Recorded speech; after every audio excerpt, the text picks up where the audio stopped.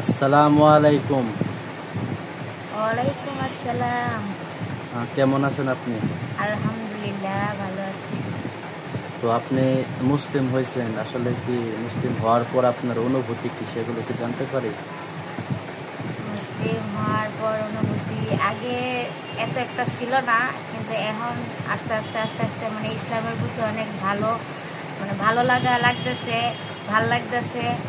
পর্দা করতেছি, ওইটাও ভাল লাগতেছে। আল্লাহ রহমতে সব কিছুই ভালো লাগতেছে। তো আপনার বাবা মা সবকিছু মেনে নিছে? বাবা মা মেনে নেয় নাই, কিন্তু আল্লাহ ভরসা, আল্লাহর উপরে ভরসা আছে, একদিন ঠিকই মেনে নিবে। কিন্তু আপনারা সবাই দোয়া করবেন আমার বাবা মা, আমি যখন ইসলাম ধর্ম গ্রহণ করছি, তারাও যাতে দিনের পথে আসে, তারা যাতে ইসলামের সম্বন্ধে বুঝে, তারা যাতে বুঝে শুনে আসে। সবাই দোয়া করবেন তারা যাতে দিনের পথে আসতে পারে। তো আপনার দেশের বাড়ি কই পড়ছে? আমার দেশের বাড়ি হচ্ছে কিশোরগঞ্জ। ময়মনসিংহ কিশোরগঞ্জ। ময়মনসিংহ কিশোরগঞ্জ।